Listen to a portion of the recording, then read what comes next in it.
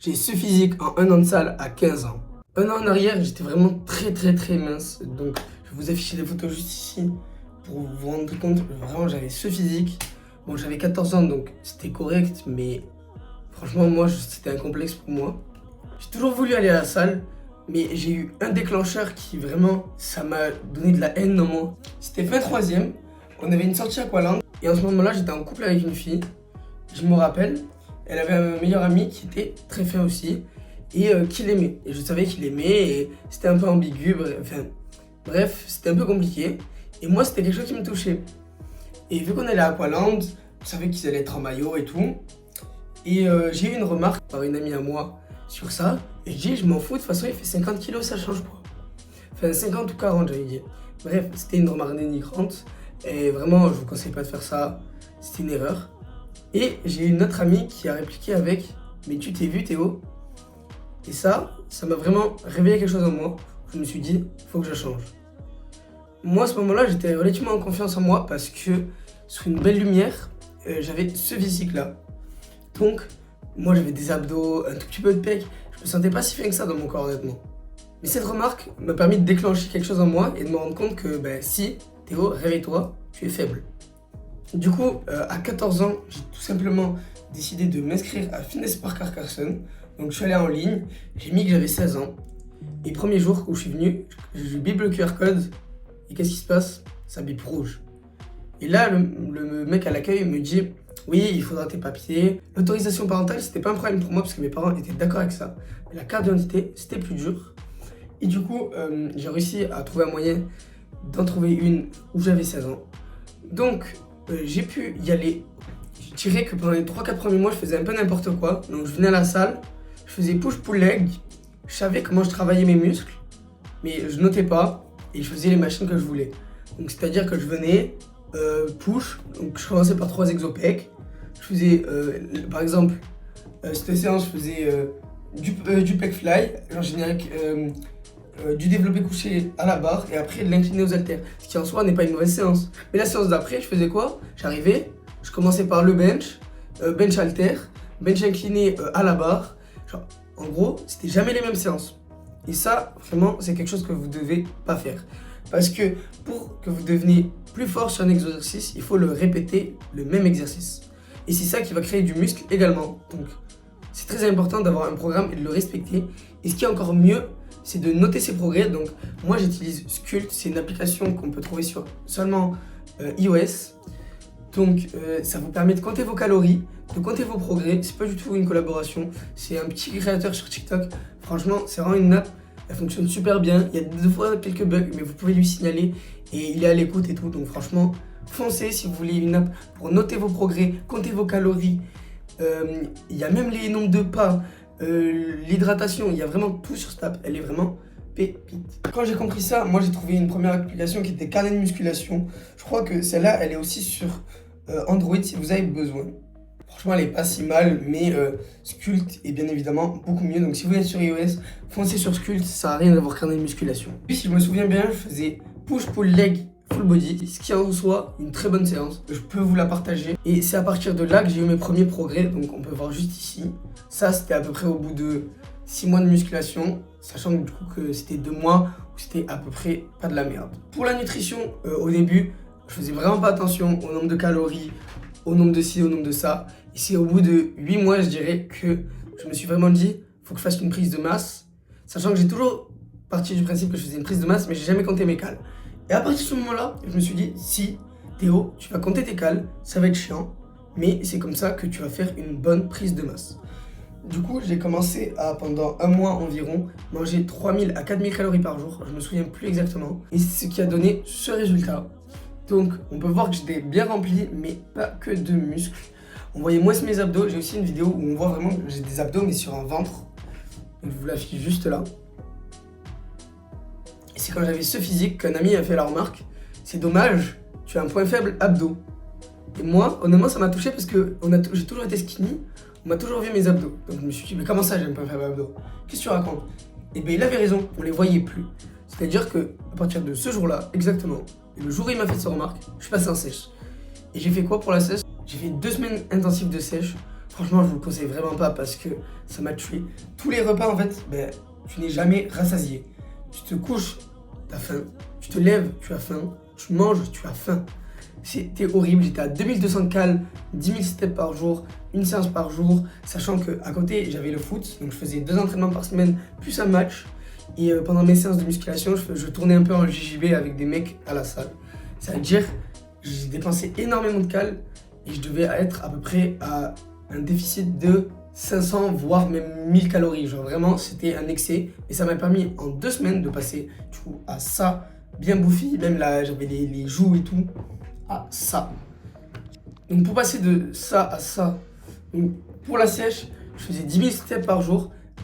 Tous les jours, je faisais 20 minutes d'incliné. Je mettais le tapis au maximum pour dépenser le maximum de cales pendant 10-20 minutes. Je suais comme un porc quand je faisais ça. Vraiment, si vous avez un exercice pour perdre du poids que vous devez garder, c'est vraiment celui-là. Vous mettez à l'incliné au tapis, vous mettez au maximum et vous mettez 3, 4, 5 km/h et vous tenez 10, 15, 20 minutes. Si vous êtes déter, même 30. Et franchement, il n'y a pas mieux. Vous allez perdre tellement de calories, c'est juste une dinguerie.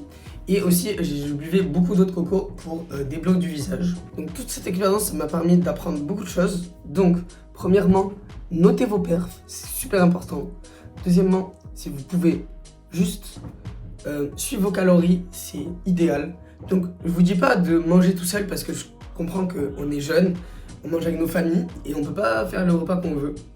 Mais c'est simple, sculpte, vous mettez le grammage de ce qu'il y a. Donc par exemple, si vous mangez, je vais dire un plat au pif, un couscous, vous allez chercher semoule, vous mettez à l'œil. Moi, je vous conseille, si vous avez un bon œil, vous commencez par peser si vous savez pas trop les quantités et tout. Comme ça, vous avez juste une idée. Vous pesez votre plat au pire et vous faites un pourcentage. Vous dites, ouais, je pèse mon assiette de couscous. Donc sans l'assiette, bien sûr. Donc, vous mettez d'abord l'assiette, après vous servez, vous pesez le tout. Donc on part du principe que le couscous, il fait 600 grammes. Tu dis, oui, il y a à peu près 80-90% de semoule.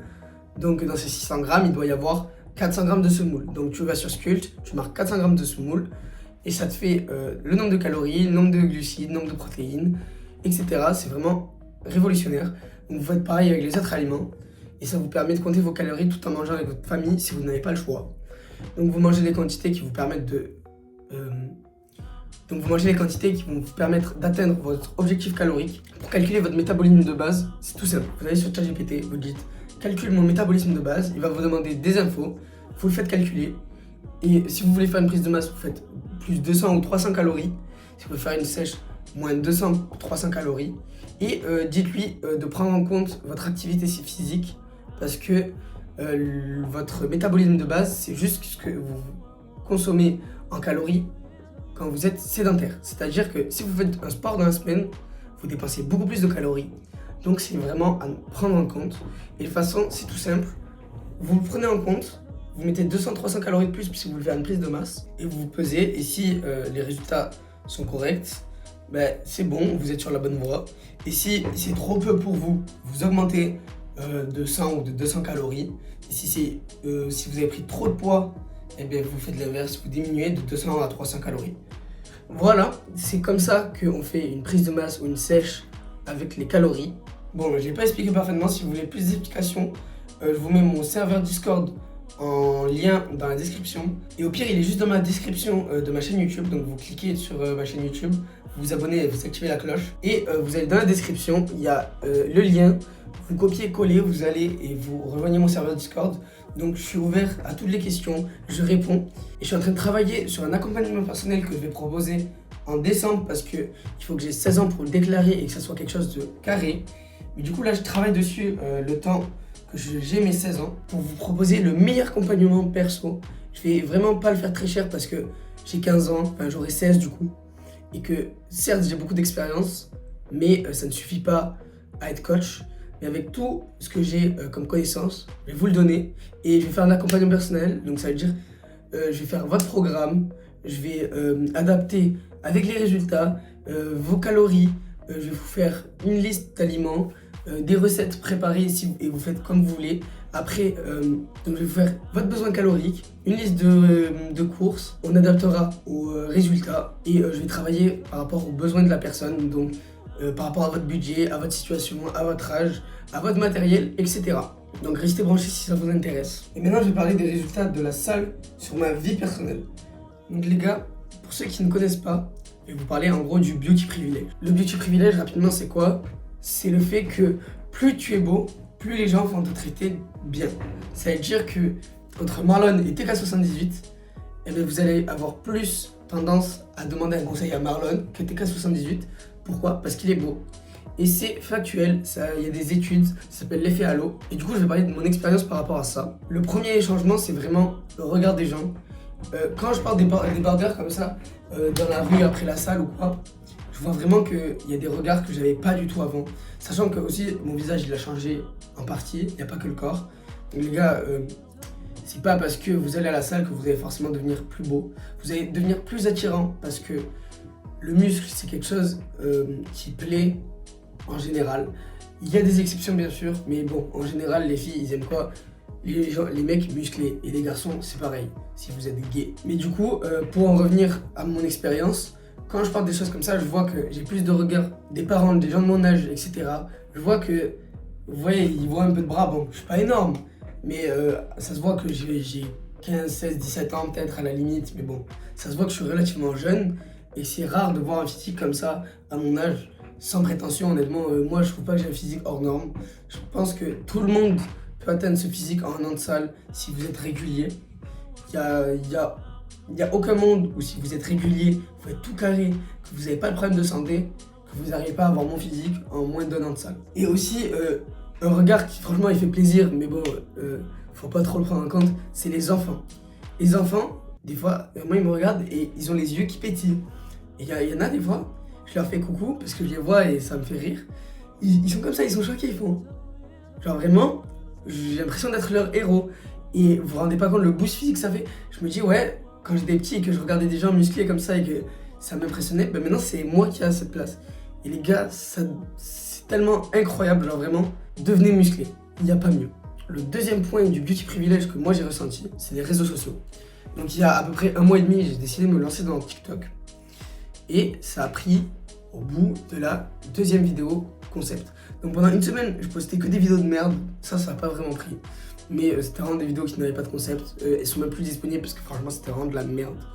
Et depuis que j'ai un concept, donc jour X pour devenir la meilleure version de moi-même. Et du coup, ma deuxième vidéo a fait 30 000 vues en un jour. Sachant que la deuxième, pareil. Et ça a continué comme ça. Jusqu'au moment où j'ai commencé le live et je me suis fait restreindre en âge. Donc c'est pour ça que si vous allez sur mon compte TikTok actuellement, il n'y a plus de vues. Mais ça c'est juste que j'ai plus le choix parce que j'ai pris une restriction d'âge. Ça veut dire que je suis beaucoup moins mis en avant et que je peux pas être monétisé. Je peux pas récupérer mon solde sachant que j'avais gagné 50 € grâce au live et plein d'autres choses. Et du coup ça fait que je ne perce plus sur TikTok. Mais vraiment le beauty privilège, ça fait un énorme changement sur les réseaux. Le troisième point dont j'aimerais parler, c'est la confiance en soi. Franchement, avant la musculation, j'ai toujours eu relativement confiance en moi. Sauf à certains moments, j'ai pris certains pics. Mais en soi, le regard des gens m'affecte beaucoup. Mais j'avais pour autant confiance en moi. Et là, il y a eu une période où j'ai eu beaucoup d'acné. Je vous mets une photo juste là. Et là, vraiment, j'allais pas bien. Genre, j'étais triste, je pouvais pas me regarder dans le miroir, prendre des snaps, c'était compliqué. Et ça, depuis que du coup j'ai séché, que j'ai amélioré ma santé hormonale, j'ai plus d'acné. J'ai encore un tout petit peu, mais franchement, ça me dérange même plus. Vu d'où je viens, ça me fait rien, honnêtement. Et aujourd'hui, je suis trop content de mon corps.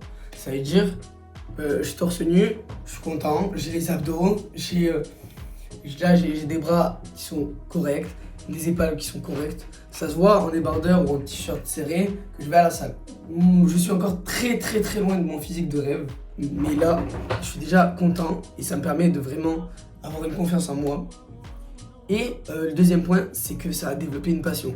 Avant la salle, je faisais du foot, j'en fais encore, mais là, je vais bientôt arrêter parce que je vais me reconvertir au JJB. Et j'ai toujours été sportif, donc en soi, j'ai toujours eu une passion pour le sport. Et la musculation, c'est vraiment un monde à part, les gars. C'est un sport où tu es avec toi-même et ton seul objectif, c'est t'améliorer de plus en plus dans ce sport. Et en plus, ça permet d'être musclé. Qu'est-ce que tu veux de plus? Donc voilà, sur ce, les gars, si vous voulez plus de conseils, Vous avez mon serveur Discord ou mon Insta. Si vous n'avez pas Discord, vous me DM juste sur Insta. J'essaie de répondre au plus de gens possible. Si je vous réponds pas, je suis vraiment désolé. Des fois, j'ai beaucoup de demandes et tout, donc je peux pas répondre à tout le monde. Si la vidéo vous a plu, je vous demande vraiment une dernière fois de mettre un pouce bleu, de mettre un commentaire et de s'abonner. Ça m'aide énormément pour vous, c'est gratuit. Et pour ceux qui ne savent pas, tous les samedis, je sors mon vlog de la semaine. Merci d'avoir regardé cette vidéo jusqu'à la fin. Ciao.